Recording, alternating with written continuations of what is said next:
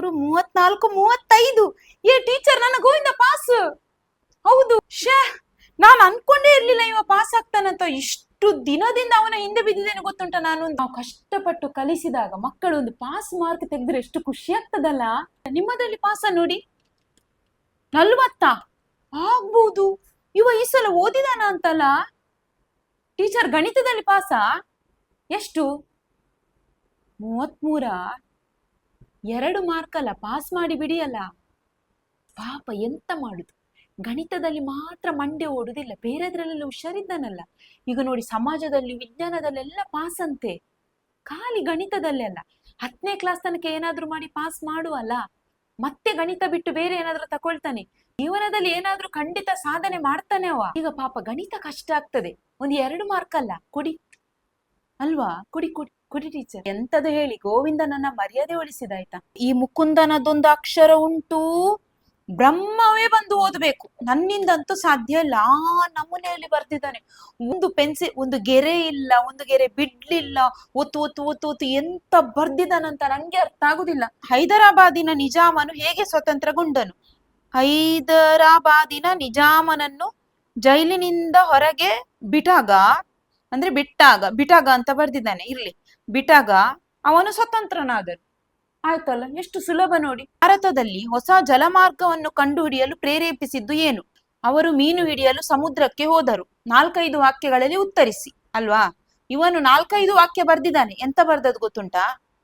ಇವರು ಮೀನು ಹಿಡಿಯಲು ಸಮುದ್ರಕ್ಕೆ ಹೋದರು. ಸಮುದ್ರದಲ್ಲಿ ಅಂಜಲ್ ಮತ್ತು ಮಂಜಿ ಮೀನು ಸಿಗದೇ ಇದ್ದಾಗ ಹುಡುಕಿ ಹುಡುಕಿ ಹುಡುಕಿ ಮುಂದೆ ಹೋದರು. ಹೀಗೆ ಹುಡುಕಿ ಹುಡುಕಿ ಹುಡುಕಿ ಮುಂದೆ ಹೋದಾಗ ಸಮುದ್ರದಲ್ಲಿ ಹೋಗಲು ದಾರಿಯಾಯಿತು. ಈ ಮೀನು ಅವರಿಗೆ ದಾರಿ ಹುಡುಕಲು ಪ್ರೇರೇಪಿಸಿತು. ಕೊಡುದ ಮಾರ್ಕ್ ಇವನಿಗೆ ಮಂಡೆಗೊಂದು ಕೊಡ್ಬೇಕಲ್ಲ, ಹೀಗೆ ಬರ್ದದ್ದಕ್ಕೆ. ಇವನು ಬಚಾವಾದಾಯ್ತಾ. ಈ ವಾರ್ಷಿಕ ಪರೀಕ್ಷೆಗೆ ಮಕ್ಕಳಿಗೆ ಪೇಪರ್ ಕೊಡ್ಲಿಕ್ಕಿಲ್ಲ. ಇಲ್ಲದಿದ್ರೆ ಉಂಟಲ್ಲ, ಮಕ್ಕಳಿಗೆ ಪೇಪರ್ ಕೊಡ್ಲಿಕ್ಕೆ ಇರ್ಬೇಕಿತ್ತು. ಇವನ ಉತ್ತರ ಇವನ ಮುಂದೆ ಓದ್ತಿದ್ದೆ ನಾನು. ಎಂತ ಅಸಂಬದ್ಧ ಉತ್ತರ ಬರ್ದದ್ದು ಟೀಚರ್. ಪಾಠ ಯಾರಿಗೆ ಮಾಡುದು ನಾವು? ನಾನು ಅಷ್ಟು ಸಲ ಅಲ್ಲ, ಇವನಿಗೆ 3 ಸಲ ಈ ಉತ್ತರ ಬರ್ಸಿದ್ದೇನಲ್ಲ ನಾನು ನೋಟ್ಸ್ ಅಲ್ಲಿ. ಬರ್ತಿದ್ದಾನೆ, ಮತ್ತೆ 3 ಸಲ ಬರ್ದಿದ್ದಾನೆ. ಪರೀಕ್ಷೆ ಹಿಂದಿನ ದಿವಸ ಬರ್ಸಿದ್ದು ನಾನು. ಬಾಯಿಗೆ ಬಂದದ್ದು ಬರ್ತಿದ್ದಾನಲ್ಲ. ಇವ ಬೇಕಂತಲೇ ಮಾಡುದ ಅಂತ? ಟೀಚರಿಗೆ ಒಂದು ಆಟ ಆಡಿಸುವ ಅಂತ? ಟೀಚರಿಗೆ ಗೊತ್ತುಂಟ ಇಲ್ವಾ ನೋಡುವ ಅಂತ? ಟೀಚರ್ ಮಲಗಿ ಪೇಪರ್ ತಿದ್ದುತ್ತಾರ ನೋಡುವ ಅಂತ ನೋಡುದೇನು ಇವನು? ಶೀತಲ ಸಮರ ಎಂದರೇನು? ಶೀತಲ ಮತ್ತು ಸಮರ ಒಟ್ಟಾಗಿ ಕುಳಿತುಕೊಳ್ಳುವುದಕ್ಕೆ ಶೀತಲ ಸಮರ ಎನ್ನುವರು. ನನ್ನ ಪುಣ್ಯಕ್ಕೆ ಇವ ಬೇರೆಂತ ಬರಲಿಲ್ಲ. ಅದಕ್ಕೆ ಮೆಚ್ಚಬೇಕು ನಾನು ಪಾಠ ಮಾಡಿದ್ದುಂಟಲ್ಲ. ಇದೆಂತ ಹೇಳ್ತಾರದು, ಗೋರ್ಕಲ್ಲ ಮೇಲೆ ಮಳೆಗೆರೆದಂತಾಯಿತು ಅಂತ ಒಂದು ಮಾತುಂಟಲ್ಲ, ಹಾಗೆ ಆಯ್ತು ನನ್ನ ಕತೆ. ಹೌದೌದು, ನಿಮ್ಗೆ ಗಮ್ಮತ್ತಾಗ್ತದೆ. ಮಾರ್ಕ್ ಇಲ್ಲಿ ನಾನಲ್ಲ ಕೊಡುದು. ತಲೆ ಬಿಸಿ ನಂಗೆಲ್ಲ ಇಲ್ಲಿ. ನೋಡಿ ಹೇಳ್ತೇನೆ. ವರದಕ್ಷಿಣೆ ಎಂದರೇನು? ವರನಿಗೆ ದಕ್ಷಿಣೆ ಕೊಡುವುದನ್ನು ವರದಕ್ಷಿಣೆ ಎನ್ನುತ್ತಾರೆ. ಹೇಳಿ, ಇದಕ್ಕೆ ನಾನು ತಪ್ಪಂತ ಹಾಕ್ಲಿಕ್ಕೆ ಆಗ್ತದ? ಈಚೆಯಿಂದ ಸರಿ ಸಹ ಅಲ್ಲ, ಈಚೆಯಿಂದ ತಪ್ಪು ಸಹ ಅಲ್ಲ. ಪೆದ್ದರು ನಾವು, ಅವರಿಗೆ ಈ ಪ್ರಶ್ನೆ ಕೊಡ್ಬಾರ್ದಿತ್ತು. ಎಷ್ಟು ಸುಲಭದಲ್ಲಿ ಬರ್ದ ನೋಡಿ. ಎಲ್ಲಿಗೆ ಪಾಸು? ದೂಡ್ಬೇಕಷ್ಟೇ ಮಾರ್ಕು ಕೊಟ್ಟು. ಪಾಸ್ ಇಲ್ಲಪ್ಪ. ಇವನ ಜೊತೆ ಗೋವಿಂದನಿಗೆ ಸೇರ್ಲಿಕ್ಕೆ ಬಿಡ್ಬಾರ್ದಾಯ್ತಾ. ಇವ ಗೋವಿಂದನನ್ನು ಹಾಳು ಮಾಡ್ತಾ ಇದ್ದಾನೆ. ಆದಿತ್ಯ ಒಂದು ಉತ್ತರ ಬರ್ದಿದ್ದಾನೆ. ಪ್ರತ್ಯಕ್ಷ ತೆರಿಗೆ ಎಂದರೇನು? ಆಯ್ತಾ? ಪ್ರತ್ಯಕ್ಷವಾಗಿ ತೆರಿಗೆ ಕೊಡುವುದನ್ನು ಪ್ರತ್ಯಕ್ಷ ತೆರಿಗೆ ಎನ್ನುವರು. ಈ ಉತ್ತರ ಸರಿಯಾ ತಪ್ಪ ಹೇಳಿ. ಎಷ್ಟು ತಲೆ ಓಡಿಸ್ತಾರೆ ಅಂತ. ಇದೇ ತಲೆಯನ್ನು ಸ್ವಲ್ಪ ಓದುದ್ರಲ್ಲಿ ಉಪಯೋಗಿಸಿದ್ರೆ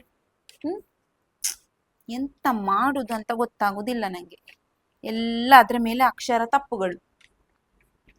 ಬಾಲ ಕಾರ್ಮಿಕರು ಎಂದರೆ ಯಾರು? ಬಾಲರು ಕಾರ್ಮಿಕರಾಗುವುದನ್ನು ಬಾಲ ಕಾರ್ಮಿಕರು ಎನ್ನುತ್ತಾರೆ. ಏನಾದ್ರೂ ಬರೆಯಿರಿ ಅಂತ ನಾನೇ ಹೇಳಿದ್ದು, ಈಗ ನಾನೇ ಅನುಭವಿಸ್ಬೇಕು. ಏನಾದ್ರೂ ಒಂದು ಬರ್ದಿದ್ದಾರೆ, ಈಗ ಮಾರ್ಕ್ ನಾನು ಕೊಡ್ಬೇಕು ಈಗ ಇದಕ್ಕೆ. ಮಿಥುನನ ಕನ್ನಡ ಪೇಪರ್ ನೋಡಿ. ನನ್ನ ಮೆಚ್ಚಿನ ಪ್ರವಾಸಿ ತಾಣ ಗೋವಾ. ಗೋವಾದಲ್ಲಿ ಸಮುದ್ರವಿದೆ. ಸಮುದ್ರದಲ್ಲಿ ಬೇರೆ ಬೇರೆ ಮೀನುಗಳಿವೆ. ಮಂಡೇಜಿ ಅಂತ ಮೀನುಂಟ? ಮಡೆಂಜಿ, ಮರುವಾಯಿ, ಬೂತಾಯಿ, ಬೊಲಂಜೀರ್ ಇದೆಲ್ಲ ಮೀನುಗಳು ಸಿಗುತ್ತವೆ. ಮೀನುಗಳಿಂದ ಒಳ್ಳೆಯ ಪದಾರ್ಥ ಮಾಡಬಹುದು. ಕೆಲವು ಸಮುದ್ರದಲ್ಲಿ ಮೀನುಗಳಿರುತ್ತವೆ, ಕೆಲವು ಸಮುದ್ರದಲ್ಲಿ, ಇವನದು ಗೋವಾದಲ್ಲಿ ಮತ್ತೆಂತ ಇಲ್ಲ, ಖಾಲಿ ಮೀನೇ ಸಿಗುದು. ಖಾಲಿ ಮೀನು ತಿನ್ಲಿಕ್ಕೆ ಹೋದದ್ದಂತ ಇವ ಗೋವಾದಲ್ಲಿ. ಹ ಅಲ್ಲ ಪಾಪ, ಕರ್ಕೊಂಡು ಹೋಗಿದಾರ ಇಲ್ವಾ? ಅವನಿಗೊಂದು ಯಾರೋ ಹೇಳಿದ್ದಾರೆ, ಗೋವಾದಲ್ಲಿ ಸಮುದ್ರ ಉಂಟು, ಸಮುದ್ರದಲ್ಲಿ ಮೀನು ಸಿಗ್ತದೆ ಅಂತ ಅವನಿಗೆ ಗೊತ್ತುಂಟು, ಬರ್ದಿದ್ದಾನೆ. ನಾವು ಕೆಲವು ಸಲ ನಮ್ಮ ಪ್ರವಾಸಿ ತಾಣ ಅಂತ ಹೇಳುವಾಗ ಪಾಪ ಮಕ್ಕಳು ಹೋಗಿದಾರ ಇಲ್ವಾ ಯೋಚನೆ ಸಹ ಮಾಡ್ಬೇಕಲ್ಲ. ತಪ್ಪು ಅವನದಲ್ಲ, ನಾವು ಶಾಲೆಯಿಂದ ಕರ್ಕೊಂಡು ಹೋಗ್ಬೇಕಿತ್ತು. ಮೊನ್ನೆ ನಾವು ಬೇಲೂರು ಹಳೆಬೀಡು ಪ್ರವಾಸಕ್ಕೆ ಹೋಗಿದ್ವಲ್ಲ, ಅದಕ್ಕೆ ಇವ ಬರ್ಲಿಲ್ಲ. ಪಾಪ ಎಲ್ಲಿಂದ ಬರೆಯೋದು? ನಾವು ಕೊಡ್ತೇವೆ ಪ್ರಬಂಧ, ನನ್ನ ನೆಚ್ಚಿನ ಪ್ರವಾಸಿ ತಾಣ ಅಂತ. ಆ ಮಕ್ಕಳು ಎಲ್ಲಿಗೂ ಹೋಗದಿದ್ರೆ ಅವ್ರು ಎಂತ ಬರೀತಾರಲ್ಲ. ಪ್ರಶ್ನೆ ಕೊಡುವಾಗ ತಲೆಗೆ ಹೋಗ್ಲಿಲ್ಲ ನೋಡಿ, ಈಗ ಪಾಪ ಕಾಣ್ತದೆ. ಮಾರ್ಕ್ ಕೊಡುವನ ಅಂತಲ್ಲ, 1-2 ಮಾರ್ಕ್ ಕೊಡ್ತೇನೆ, ಪಾಪ ಇರ್ಲಿ. ಜೋವಿಟಾ ಇವಳು ಬಾರಿ ಬುದ್ಧಿವಂತೆ. 1-2 ಮಾರ್ಕಿನ ಪ್ರಶ್ನೆ ಉತ್ತರ ಮಧ್ಯದಲ್ಲಿ ಹಾಕಿಟ್ಟಿದ್ದಾಳೆ. ಅಂದ್ರೆ ಟೀಚರ್ ಕಣ್ಣು ಮುಚ್ಚಿ ಇದಕ್ಕೂ 3 ಮಾರ್ಕ್ ಕೊಡ್ಲಿ ಅಂತ. ನಾನ್ ಸರಿ ನೋಡ್ತೇನೆ, ಗೊತ್ತುಂಟಾ, ನಂಗೆ ಗೊತ್ತುಂಟು ನಮ್ಮ ಮಕ್ಕಳು ಹೇಗೆ ಅಂತ. ಎಷ್ಟು ಹುಷಾರಿದ್ದಾರೆ ನೋಡಿ. ಆ 2 ಮಾರ್ಕಿನ ಪ್ರಶ್ನೆಗೆ 3 ಮಾರ್ಕ್ ಕೊಡ್ಲಿ ಅಂತ. 1 ಮಾರ್ಕ್ ಧರ್ಮಕ್ಕೆ ಅಲ್ಲ ಕಿಸೆಯಲ್ಲಿ. 5ನೇ ಪ್ರಶ್ನೆ ಫಸ್ಟಿಗೆ ಬರ್ದಿದ್ದಾಳೆ, ಆಯ್ತಾ. ಅದಾದ್ಮೇಲೆ ಲಾಸ್ಟಿಗೆ ಎಲ್ಲ ಆದ್ಮೇಲೆ ಮತ್ತೆ ಆ 5ನೇ ಪ್ರಶ್ನೆ ಉತ್ತರ ಬರ್ದಿಟ್ಟಿದ್ದಾಳೆ. ಅಂದ್ರೆ ಟೀಚರಿಗೆ ಕಣ್ಣು ಕಾಣುದಿಲ್ಲ ಅಂತ. ಟೀಚರಿಗೆ ನೆನಪು ಹೋಗ್ತದೆ ಅಂತ. ನಾವು ಸಹ ಅವರ ಹಾಗೆ ಶಾಲೆಗೆ ಹೋಗಿಯೇ ಬಂದದ್ದಂತ ಮಕ್ಕಳಿಗೆ ಗೊತ್ತಿಲ್ಲ. ಹೀಗೆಲ್ಲ ಬರ್ದ್ರೆ ಮಾರ್ಕ್ ಸಿಗ್ತದೆ ಅನ್ಕೊಂಡಿದ್ದಾರೆ. ಇಷ್ಟು ಬುದ್ಧಿವಂತಿಗೆ ಕಲಿಯುವುದರಲ್ಲಿ ಉಪಯೋಗಿಸಿದ್ರೆ 60ಕ್ಕಿಂತ ಮೇಲೆ ಬರ್ತಿತ್ತು. ಎಲ್ಲಿಗೆ 55 ಬಂದಿದೆ. ಎಂತ ಅವಳು 2 ಉತ್ತರ ಬರ್ದಿಟ್ರೆ ಅದನ್ನ ಯಾರು ಸರಿ ಕೊಡ್ಲಿಕ್ಕೆ ಆಗ್ತದ? ಅದಕ್ಕೆ ಒಳ್ಳೆ ಉತ್ತರ ಉಂಟು ಟೀಚರ್, ಎಲ್ಲರೂ ನೋಡಿ ಗಮ್ಮತ್ತುಂಟು. ಸುಶಾಂತನದು ಉತ್ತರ, ಯುದ್ಧದ ಪರಿಣಾಮಗಳನ್ನು ತಿಳಿಸಿ. ಆಯ್ತಾ, ಇವನ ಯುದ್ಧದ ಪರಿಣಾಮ ನಮ್ಮ ಈ ಪಠ್ಯ ಪುಸ್ತಕದಲ್ಲಿದ್ದ ಪರಿಣಾಮ ಎಲ್ಲ ಯಾವುದೂ ಇಲ್ಲ. ಇವನಿಗೆ ಬಹುಶಃ ಈಗ ಯುದ್ಧ ಆಗ್ತಾ ಉಂಟಲ್ಲ, ಅದರ ಪರಿಣಾಮ ಜೋರು ತಟ್ಟಿದೆ ಮನೆಯಲ್ಲಿ. ನೋಡಿ ಹೇಳ್ತೇನೆ, ಯುದ್ಧದಿಂದಾಗಿ ಗ್ಯಾಸ್ ಖಾಲಿ ಆಗುತ್ತದೆ. ಆಗ ಮನೆಯಲ್ಲಿ ಯಾವುದೇ ರೀತಿಯ ದೋಸೆಗಳನ್ನು ಮಾಡುವುದಿಲ್ಲ. ಆಯ್ತಾ, ಯಾವಾಗಲೂ ಮನೆಯಲ್ಲಿ ಗಂಜಿ ಮತ್ತು ಚಟ್ನಿ.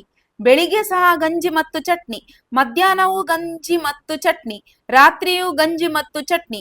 ಅಮ್ಮ ದೋಸೆ ಬೇಕು ಹೇಳಿದರೆ ಗ್ಯಾಸ್ ಇಲ್ಲ ಹೇಳುತ್ತಾರೆ. ಈಗಲಾದರೂ ನಾವು ಯುದ್ಧವನ್ನು ನಿಲ್ಲಿಸಬೇಕು, ಇಲ್ಲದಿದ್ದರೆ ಯಾರಿಗೂ ಗ್ಯಾಸ್ ಇಲ್ಲ.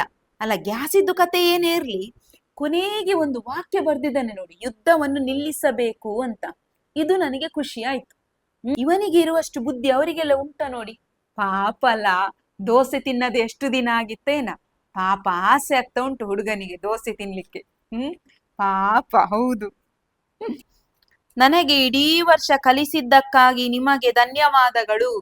ಮುಂದಿನ ಬಾರಿಯೂ ನನಗೆ ನೀವೇ ಟೀಚರ್ ಆಗಿ ಬರಬೇಕೆಂದು ನಾನು ಕೋರುತ್ತೇನೆ. ನಾನು ಏನಾದರೂ ತಪ್ಪು ಮಾಡಿದರೆ ಕ್ಷಮಿಸಿ. ಅಲ್ಲ, ನಾವು ಇಡೀ ವರ್ಷ ಬೈತೇವೆಲ್ಲ ಮಕ್ಕಳಿಗೊಂದು ಪ್ರೀತಿ ನೋಡಿ ಅಂತೆ ನಮ್ಮ ಮೇಲೆ. ಪರೀಕ್ಷೆಯಲ್ಲಿ ಬರೆಯುವಾಗೊಂದು ಧನ್ಯವಾದ ಸಹ ಬರ್ದಿದ್ದಾನೆ. ಎಷ್ಟು ಬೈದ್ರು ಮಕ್ಕಳಿಗೊಂದು ನಮ್ಮ ಮೇಲೆ ಪ್ರೀತಿ ಉಂಟಲ್ಲ. ನಿಜ, ನಾನು ಅವನಿಗೆ ಎಷ್ಟು ಬೈದಿದ್ದೇನೆ ಗೊತ್ತುಂಟ. ಇಡೀ ವರ್ಷ ತಪ್ಪು ಮಾಡಿದಾಗ ಬೈಬೇಕು, ಎಂತ ಮಾಡುದು. ಈಗ ಪಾಪ ಕಾಣ್ತದೆ. ಉಂಟಲ್ಲ, ಯಾವುದನ್ನು ತಲೆಗೆ ಹಚ್ಚಿಕೊಳ್ಳುದಿಲ್ಲಲ್ಲ ಪಾಪ.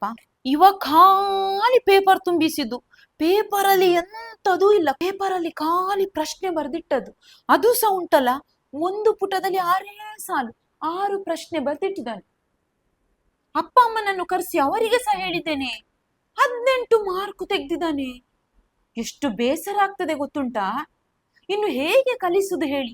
ಸಂಜೆ 1 ಗಂಟೆ ಅವನನ್ನು ನಿಲ್ಲಿಸಿ, ಶಾಲೆ ಆದ್ಮೇಲೆ 1 ಗಂಟೆ ಕುತ್ಕೊಳಿಸಿ ಅವನಿಗೆ ಸರಿ ಓದಿಸಿ 3-4 ಸಲ ಬರ್ಸಿದೇನಲ್ಲ.